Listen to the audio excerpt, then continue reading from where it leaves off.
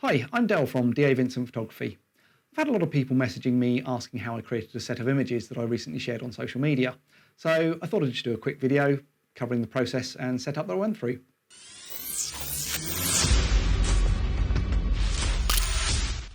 Due to COVID lockdown, this was not my ideal setup. Rather than shooting in studio, I created them in our tiny lounge using the few pieces of equipment I happen to have left here, plus whatever I could repurpose from around the flat. The first thing I did was make the laces into small figures. Many thought this was a Photoshop manipulation, but the reality was so much simpler. A piece of thin wire can be pushed into the lace just beside the aglet and fed down inside totally hidden. Once it's in there, you can easily bend the lace into any form that you want. With the laces sorted, the next job was to get everything suspended in midair.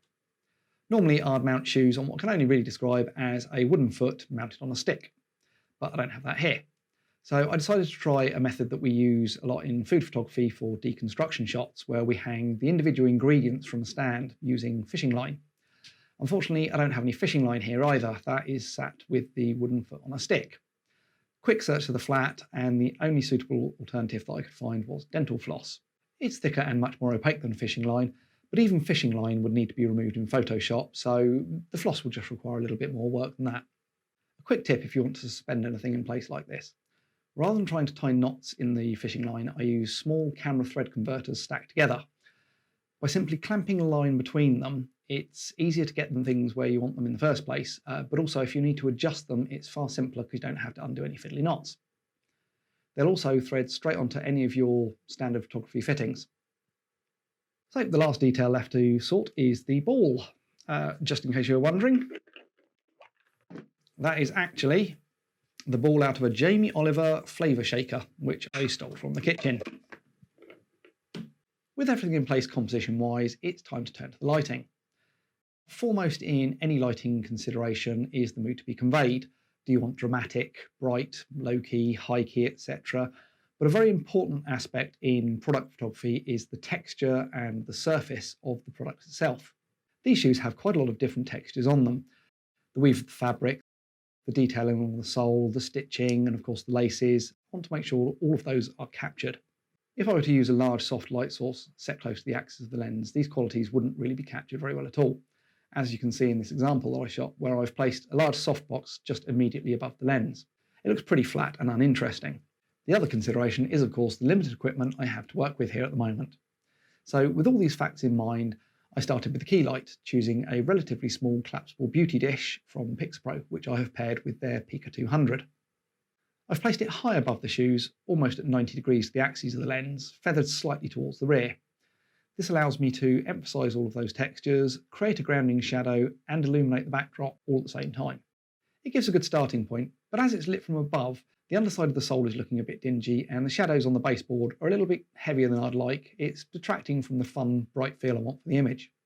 So adding a second Pica 200 aimed just below the shoe, with a standard 55-degree reflector fitted, we can really bring out the underside of that sole and use the spill to lift the shadow on the left-hand side of the baseboard at the same time.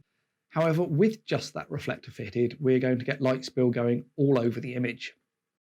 Adding a 10-degree grid will narrow that beam of light down, bringing most of the spill under control. We've still got a bit too much though, with the back and the sides of the shoes being quite heavily lit. A simple black flag placed between the light and the subject, carefully aligned with the edge of the sole, will cut all of those out though, leaving just the areas lit that we wanted. Once we have the key and the fill light together, we're 90% of the way there. The last things to address are a shadow on the edge of the sole that I'm not keen on, and to lift the grounding shadow on the right-hand side of the baseboard a touch. To take care of those, I'm going to add a third light using the same process that I did for the second. This time I'm going to be using a Pixpro Speedlight 580 Mark II with a 50-degree grid and another black flag to control where the light falls.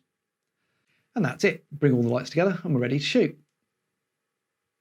Because I wanted crisp, sharp focus throughout the entire depth of the image, I decided to use focus stacking. I could have closed down the lens aperture as small as it would go to give me the maximum depth of field. However, that would also introduce an unwanted element called diffraction, which actually softens the details in the textures, losing that sharpness. Focus stacking involves taking several shots with the focal plane being moved progressively further back. Once you've shot them all, software is then used to compile all of those into a single image, taking only the sharpest element from each of the shots.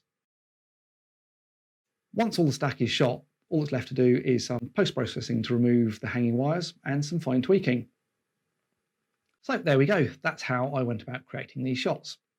As with everything photographic, it's not the only way to create these shots. It's not even the way I'd usually create these shots. However, it's good practice just to try shooting with what you've got available at the time. I certainly hope that there's been something useful for you to take away from it. So until next time, thanks for watching.